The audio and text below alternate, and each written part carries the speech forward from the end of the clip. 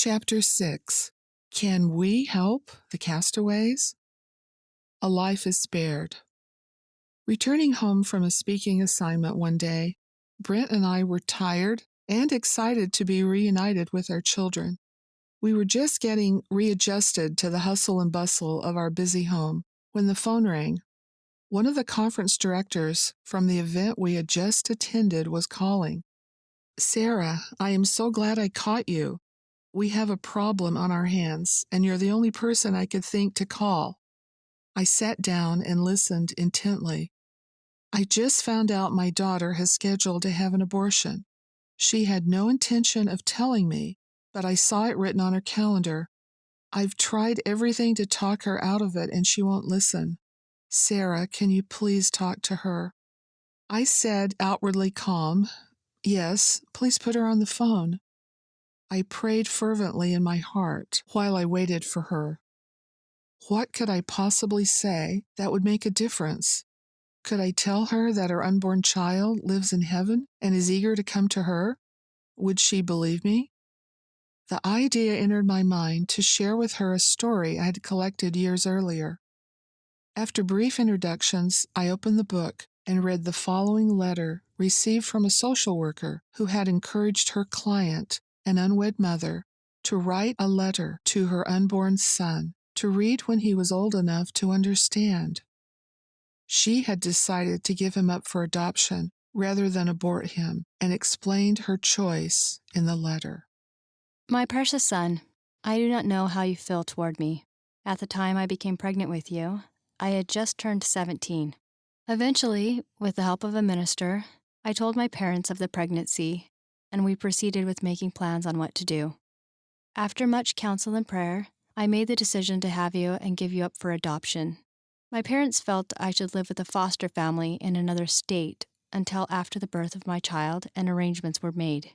I now understand the wisdom of their decision, but at the time, I was angry and felt as if I were being put away to hide their shame. I did not want to go, and as the time for me to leave drew near, I became desperate to find a way to stay home. I had always been strongly opposed to abortion, but with these difficult pressures, I found myself thinking about it occasionally, and even considering it. If I could just remove the presence of the baby, I could move on with my life, and everything could go on as it had been. No more problems, no fears, no shame, no facing up to my mistake. The idea of having an abortion actually started to sound like my solution. I really did not want an abortion, but I was feeling desperate. I knew I had to act quickly, as my flight was scheduled to leave within a few days. Each clinic I called was unable to fit me in their schedule until well after my flight out of state. I was emotionally exhausted when I finally hung up the phone. I went into my room, turned off the light, and crawled into bed, where I cried myself to sleep. I can still remember the dream I had as clearly as if it were yesterday. In my dream, it was a few weeks before your scheduled delivery date, and I was laying on a table in the doctor's office having an examination. The doctor wanted to make sure that you were growing properly and wanted to take your weight and measurements. He made an incision in my abdomen and carefully removed you from my womb. I watched as he had you weighed and measured. Everything was fine, and you were developing normally into a fine, healthy baby. I was enjoying the experience, yet at the same time, I was still searching for a way in which I would not have to follow through with the whole ordeal. For a moment, I considered telling the doctor not to put you back into my womb, to stitch me up and just let me walk away. But at that moment, a wonderful thing happened. You suddenly turned your head and reached out for me, your big eyes glistening with tears. I could not resist the urge to pick you up. As I held you close, you wrapped your tiny arms around my neck with the strength of an adult and would not let me put you down. I could feel your desperation to cling to life, and I knew then that it was a small sacrifice for me to provide that life for you. The doctor and his office slowly faded away, and you and I were left alone, still clinging to each other. When I awoke the next morning, I told my mother about the dream, that now I knew without a doubt that my child had the right to live, a right to be born in this world and experience the joys as well as the sorrows that this life can bring. My sweet son, please believe me when I say how much I love you. I thought over every possible solution concerning my keeping and raising you. I prayed to keep you, but never felt right about it. I know I made the right decision in having you adopted, but it is the hardest thing I have ever done. You are such a beautiful baby, and I loved you so much. I felt that another couple that was prepared to start a family, but could not have children of their own, would be able to provide for you far more adequately than I. With me, your life would start in shame, guilt, and sorrow, and without a father to love you as your adoptive father now loves you. I truly believe that we are, in some way, assigned children in our pre-earth existence. At one point, as I deliberated, I wondered if I might be giving up on one of my assigned children by placing you up for adoption. But before I reached a conclusion, I had another thought. What happens to the children assigned to a couple who are physically unable to have any of their own? The moment I had that question, it was answered in my mind. The couples adopt them. Each time the child seems to fit so perfectly into a family. I then realized that I was actually carrying a child that had been assigned to another couple. I hope you understand. Even though I am the person who carried you and gave you birth, your mom and dad are actually your true parents. Though all my wishes are that I could watch you grow up to be a handsome young man, I know deep in my heart that I have done the right thing. I hope someday in the eternities we may meet and share our feelings face to face. I love you, son, and always will. Forever my love, Mom. When I finished reading, I could hear soft sounds of crying coming through the phone. Gently, I asked, "What are you feeling?" "So many of my friends have had abortions, but I can't do it. I don't know what I was thinking." I thanked her for listening and concluded with words of encouragement. "I feel sure you will know what is best for both you and the baby." With that, our conversation ended. A few days later, the mother called again with relief in her voice and reported that her daughter had decided to allow the baby to live and offer it to good parents for adoption. After the birth, some 6 months later, the mother phoned me with details of how her daughter had picked the adoptive parents and how grateful she was to know the baby is with a good family. May God bless those mothers who feel unable to keep the baby they are carrying, yet sacrifice to give their baby life and the gift of adoption. And may God bless those wonderful people who adopt children and give them the inestimable gifts of love and family, along with opportunities for a happy life. True stories can change our hearts. This experience of seeing a young girl's heart change toward her unborn child is not unusual. Spiritually transforming experiences, like those shared in this book, change hearts not only in the person who has the experience, but also in those who hear or read it with an open heart. In his latest book, Lessons from the Light, psychologist Dr. Kenneth Ring explores personality changes in near-death experiencers. And I quote, "We now know that the NDE, near-death experience, tends to bring about lasting changes in personal values and beliefs. Those who have such experiences appreciate life more fully, experience increased feelings of self-worth, have a more compassionate regard for others, and indeed for all life, develop a heightened ecological sensitivity, and report a decrease in purely materialistic and self-seeking values. Fear of death is completely extinguished, based on their direct experience that some form of life after death awaits us. It is a source of enormous comfort." Dr. Ring continues, and I quote, "The near-death experience appears to promote the emergence of a type of functioning suggestive of the full human potential that is presumably the birthright of all of us, to exemplify what a highly developed person would be and act like." End of quote. Throughout the rest of his book, Dr. Ring proceeds to illustrate, quote, "There is indeed evidence that merely learning about the near-death experience has effects similar to those reported by those who actually have such experiences." End of quote. Our research suggests that similar changes may result from merely learning about the kinds of experiences shared in this book. These experiences, as with near-death experiences, expand our understanding of who we are, where we come from, why we are here, and where we are going, and bring us to an awareness that we are eternal beings. Making this discovery can increase our self-worth, our compassion, our humanity, and our respect for the sanctity of life. Sometimes special opportunities arise to help others make this discovery. This occurred with me in the spring of 1997.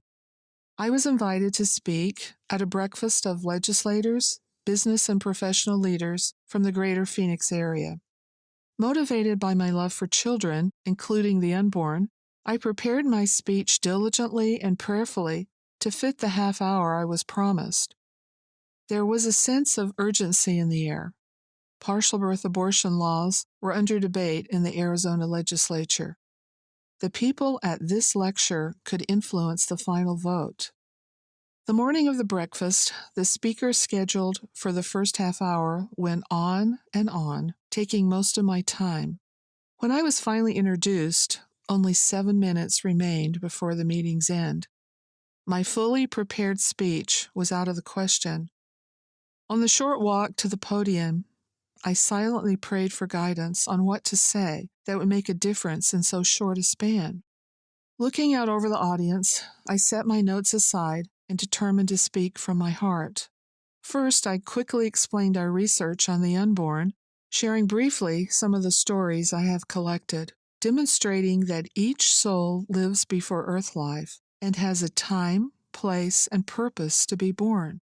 Next, I spoke of the Oscar-winning film Schindler's List. Schindler knew about Hitler's insidious plan to destroy the Jews, while his fellow countrymen were either ignoring or contributing to the Holocaust. Schindler risked his life to protect the rights and lives of Jews. He could not save them all, but he resolved to rescue as many as he could. This courageous man wept over lives he was unable to save. But the fact is, Schindler's noble efforts saved over 1,000 innocent people. I continued. Today, there is another group of innocents being systematically destroyed, the unborn. Those of you who protect the lives of the unborn against abortion, you are Schindlers. Each soul you save makes a difference. I concluded with this account from our files. A young boy drowned and was later revived. After he had recovered, he described to his mother the brother he had met during his near-death experience. Puzzled, the mother reminded her son, "Honey, you know you don't have a brother." "Yes, I do, Mommy. He was pulled from your tummy when you were only 14. The mother was stunned. It was true. She had become pregnant at 14 and secretly had the child aborted. She never told a living soul, not her husband, not even her parents. A gentle silence hung over the room. Eyes were moist. That group of people had truly heard. They knew in their hearts that the unborn in heaven are entitled to their birthright on earth, the same as we who have already come. A few days after my talk, the Arizona legislature voted to ban partial birth abortion. A friend in the legislature called and explained that a week earlier there were not enough votes to ban partial birth abortion in Arizona. Of those who voted to protect the innocent, many had heard or heard about a 7-minute miracle that changed many legislators' hearts toward unborn children. On June 28, 2000, the U.S. Supreme Court, by a 5-4 vote, struck down Nebraska's partial birth abortion ban. Because of this decision, virtually all partial birth abortion bans throughout the United States were considered unconstitutional until President George W. Bush signed the Partial Birth Abortion Ban Act of 2003 into law. The constitutionality of this law was upheld by the Supreme Court in 2007. Put extra books in your purse. In 2000, a friend of mine had business in Washington, D.C., and asked if I would accompany her. Our friend Ned Doherty, who, as related earlier, saw his aborted children in heaven during a near-death experience, had also invited me to a conference in D.C. on protecting children and the family. On our first morning in the city, we planned a day of sightseeing, traveling by rail as it would best take us from one historic site to another. As we were about to leave the home where we were staying, an impression entered my mind to put several copies of my most recent book into my purse. Momentarily, I paused. The last thing I wanted was to carry around a heavy purse full of books all day, but I decided to do it anyway. Later that day, after visiting many wonderful sights in the city, we sat down to rest while planning more activities. As I looked around, a strong message came into my mind. See that lady standing over there? Give her a copy of your book. Feeling extremely awkward, I hesitated for a moment, but then figured, why not? I took a fortifying breath, walked over to her, said hello, and offered her a book. She took it and looked at the cover. Are you Sarah Hinze? She asked through a heavy French accent. I nodded, wondering, how does she know me? Have we met? Before I could ask, she volunteered. I have all of your books. Your books help me feel closer to heaven. I didn't know you had a new book out. Wow, what are the odds? My books had not exactly been on the bestseller lists. Thank you so much, I responded, rather stunned. Yes, this new book shares the message of the aborted ones. I call them the Castaways. Tears filled her eyes as I said the word Castaways. She asked if I would sign her book, which I did, and included my phone number and website. She thanked me and left. 10 years later, the phone rang, and I heard a familiar voice with that same French accent. Immediately, I knew it was the woman I had met in D.C. Her voice sounded so happy and full of gratitude as she related her story. I've been following your writings and have purchased your books throughout the years, giving them away to friends and family as gifts. I need to tell you what has happened. About 6 months ago, a neighbor of mine came over and told me her teenage daughter was pregnant and planning an abortion. Sarah, I knew just what to do. I went to my bookshelf and handed her a copy of your book. A few days later, the neighbor came back to tell me, there's something special about that little book you gave me. My daughter read it and has decided not to have an abortion. Sarah, we were all thrilled. Today she had the little baby, a boy, and she is giving him to a good couple for adoption. Your book saved the life of that child. As tears flooded my eyes, I reflected back a decade earlier when I filled my purse with books that I knew would be heavy to carry throughout the day. I was amazed that this small effort led to a child's life being spared. I have wondered about all the other books I gave away that day and other days since I began writing. Healing and forgiveness. Over the years, I have been concerned about the physical, emotional, and spiritual pain experienced not only by the survivors of attempted abortion, but also by mothers, and at times even fathers, who have lost their babies to abortion. Early in my work, I made it a point to attend a number of pro-life meetings of various organizations. I wanted to learn from a grassroots level what was being said and done and what they wanted to accomplish. What were they teaching? What were their goals? I was impressed with much of it, but the anger and hostility of some of the individuals directed toward women who had had abortions left me uncomfortable. I did not believe then, nor do I now, that God feels anger and hostility towards women who have had abortions. Above all, God wants each of us to heal. Christ stands ready to comfort all who suffer from abortion trauma. I know that at least some aborted ones, the victims themselves, the castaways, forgive and still love their mothers who rejected them by abortion. The love and forgiveness of castaway children was brought home to me in a poignant way after speaking to an audience at a bookstore in Phoenix. During my presentation, I noticed a couple in the back who appeared quite emotional. Following my remarks, I made my way to the back of the room and introduced myself. The young woman, teary-eyed, told their story. She said, and I quote, "We have never attended a lecture like this, but when we saw the posters on your topic, we were compelled to come. While your friend sang that beautiful opening song about children, I felt a child's hand take mine.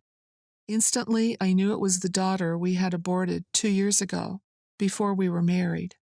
She stayed with us throughout your presentation. I never imagined an aborted child still existed. Could she still want us after what we did to her?" I offered what comfort I could, encouraging them to take that leap of faith and invite their daughter to come again. As they departed with expressions of hope in their hearts, I marveled at this couple's experience. Even after the pain of abortion, some of heaven's pure and innocent children have so perfected their capacity for love that they willingly forgive, return to, and love the very parents who rejected them. Hope for the Castaways. When my book, Coming from the Light, was released by Simon Schuster, they sent me on a book tour. Following a short stay in New York City, I visited Toronto and then Chicago. Our 20-year-old daughter, Laura, volunteered to babysit her younger siblings the week I was gone. When I returned, Brent picked me up at the airport, and I could hardly wait to get home. When we pulled into the driveway, the car was still moving as I threw open the door, leapt out, and ran into the house seeking my children. I was home with my family again. Laura was having a tea party with her baby sisters, Rachel and Anna, at their little table. The girls were absorbed in play when Anna turned toward me. "Here, Mommy, this is your cup." I sat down on the floor next to her. Rachel handed me a little plate with a tiny sandwich on it. "We missed you, Mommy," she said. They had their baby dolls in their laps and were pretending to give them sips of water. I paused in the moment, marveling that these little princesses were the same girls who had come to me before they were born in announcing dreams years earlier. Now here they were with their chubby little cheeks and vivid imaginations, playing like they too were mommies. Later, both girls sat on my lap while I told them about the places I had been and the people I had seen. As they cuddled with me, I could almost smell the sunshine in their hair. I was happy to be home with my greatest treasure, my family. In Chapter 2, I shared Sherry Logan's experience in which she saw endless white cradles containing castaways whose anguish was being comforted by the Savior. This vision confirms that no one actually deceases. We simply go through a door at death to a spiritual realm where we continue to exist as eternal souls or children of God. Cherie, the willingness of mothers. A path opened before me leading to a field filled with white cradles. The Lord Jesus Christ stood in their midst. In the cradles were babies, endless rows of babies. The Lord turned to me and said, "These are the cast-off ones. Their blood cries to me from the earth." I instantly knew his meaning. These multitudes were aborted babies. On closer look, I saw that the babies held up clenched fists containing white papers. Jesus exclaimed, "They hold in their hands symbols of renewed hope, certificates entitled The Willingness of Mothers. They contain new promises, contracts with the names of willing mothers to whom these special castaway children are reassigned. Through the courage and grace of valiant women, these children have the guarantee of a second chance for family life." I learned that willing mothers are among the most honored beings in heaven. Mothers who wanted but could not have children. Mothers who have children and desire more. Mothers too old to have more, but whose hearts still desire them. Such willing mothers will be blessed to bear and raise babies at some future time in God's plan. I know that all children are alive before they come to us, and they continue to live when they leave us. Not one is lost. They are the Lord's first, last, and always. He watches over them, and although He rarely interferes with our free agency, He restores them from the darkness of abortion that tries to erase the children of God.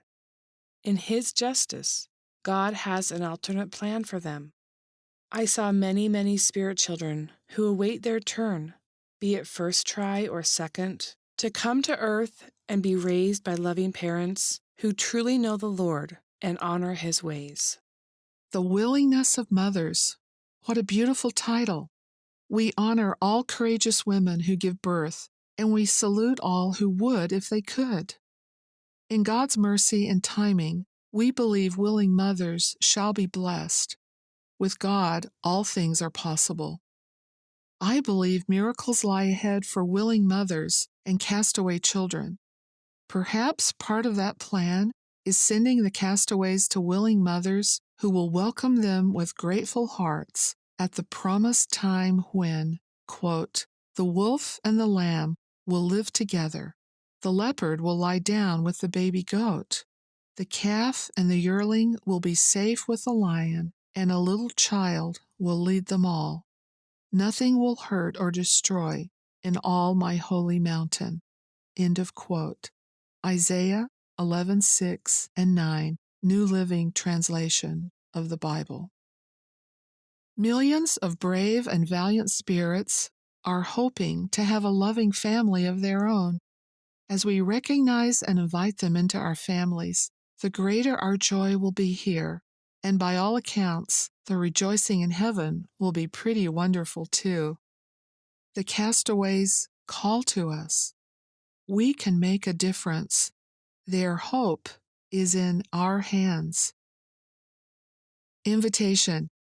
If you have a pre-birth experience to share, please contact me through email, sarah@sarahhinze.com. Check out our website and blog for additional information and the latest research at www.thecastaways.world.